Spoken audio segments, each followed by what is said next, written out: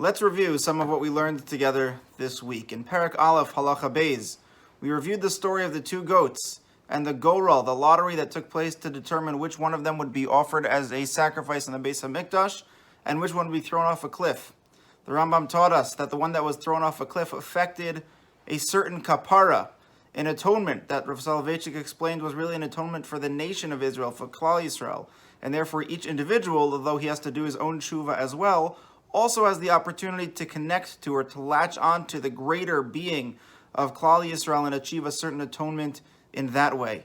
In Perek Aleph Halacha Gimel, we were reminded that nowadays without the Beis HaMikdash, we're missing a lot. We don't have the Mizbeach, we don't have the altar on which to offer sacrifices, and especially on Yom Kippur, we're reminded of the fact that we don't have a Kohen Gadol, we don't have the whole avoda that's really supposed to take place on Yom Kippur, all of the different procedures that were done by the Kohen Gadol and others in the Beis HaMikdash and Yom Kippur. However, the Rambam told us that even though we don't have the Beis HaMikdash, we still do have Yom Kippur. It looks a little different than it used to, but the very essence, the existence of the day of Yom Kippur itself still also helps us achieve a certain amount of atonement. We also learned about different types of sins.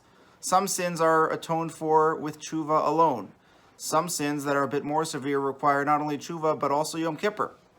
Some of the most severe sins require not only tshuva and Yom Kippur, but unfortunately sometimes even require yisurin, certain struggles, challenges, or afflictions.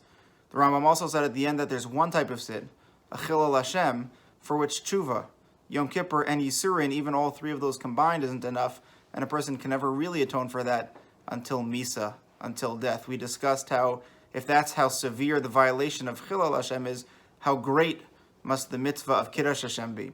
Just yesterday we began Perek Beis, and in Perek Beis we learned about different levels of tshuva. Tshuva Gemura, the greatest and highest level of tshuva, is when one has not only confessed for his past, and not only made a commitment to act differently in the future, but has stood up to the test. He's faced similar circumstances. He faces the same temptation that he gave into last time, but this time, instead of stumbling, he succeeds. He stands up to the challenge, and he's able to show that his tshuva was real, meaningful, and lasting. A second level of tshuva is when one confesses his past, and he doesn't commit the sin again in the future, but it's really partially or even largely influenced by external circumstances. It's still good. The tshuva still counts. It's not the highest level of tshuva. And the last level of tshuva is one who continues to stumble and struggle throughout his entire life, but at the very end of his life, perhaps even on the day of his death, he does tshuva, and even then, the Rambam taught us, tshuva can still work, and we reference the story of Elazar ben Durdaya, who did tshuva in his final moments on this earth.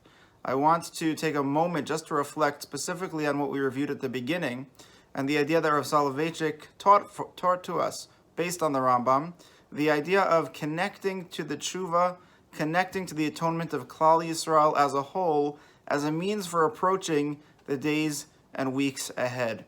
I once heard a story about Rav Elchanan Wasserman, the great student of the Chavetz Chaim, who was a Rosh Yeshiva in Baranovich, that he told the Gabbai of his yeshiva, he refused to receive an aliyah on the Yamim Noraim. It was a little bit strange, because usually the Rosh Yeshiva, he would give shlishi, he would give a very prominent aliyah to him, and yet he said he did not want an aliyah on Rosh Hashanah or Yom Kippur. They asked him why, and he said that he thinks his best bet, and this is the great Rav Elchanan Wasserman talking, he thinks his best bet in achieving a positive judgment on Rosh Hashanah is to be mixed together with Klal Yisrael as a whole. He wanted to avoid having his name heard.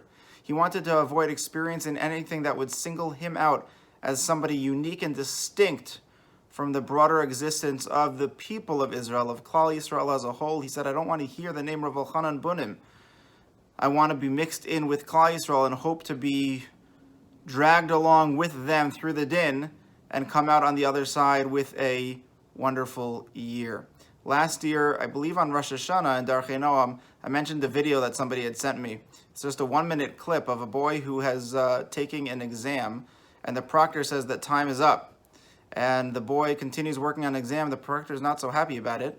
And when the boy comes to the front, the proctor says, sorry, you're out of time. You failed. And the boy says to him, do you know who I am? The proctor says, I have no clue who you are. The boy says, okay, great. He sticks his paper somewhere in the middle of the pile and runs out. Sometimes I imagine that that's our best bet. That if on Rosh Hashanah and Yom Kippur, and in the days of Elul leading up to it, of course we have to do our best on our exam, we can call it.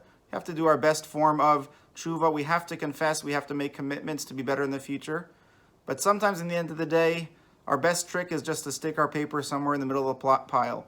Just to connect, to reconnect with Klal Yisrael as a whole, as we discussed earlier in the week, to make ourselves an indispensable part of this great nation, so that when ultimately Rosh Hashanah comes and Bnei Yisrael, the Jewish people as a whole, are given a good din, we too will be included in that. For your viewing pleasure, I will attach the 1 minute and 5 second YouTube clip to watch before Shabbos. Have a wonderful Shabbos.